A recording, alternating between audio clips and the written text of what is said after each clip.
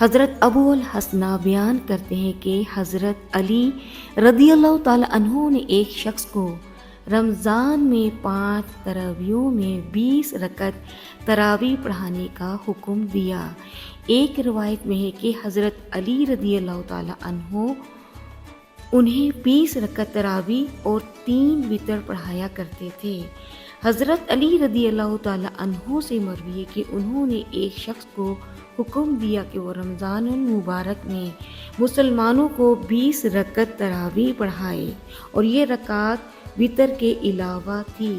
حضرت یحییٰ بن سعید بیان کرتے ہیں کہ حضرت عمر بن خطاب رضی اللہ تعالی عنہ نے ایک شخص کو حکم دیا کہ وہ انہیں مسلمانوں کو 20 رکعت تراویح پڑھائے۔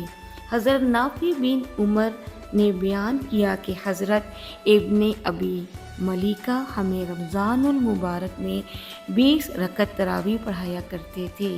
حضرت عبدالعزیز بن رفیع نے بیان کیا کہ حضرت ابی بن کعب رضی اللہ تعالی عنہ مدینہ منورہ میں لوگوں کو رمضان المبارک میں 20 رکعت تراویح اور 3 رکعت وتر پڑھاتے تھے۔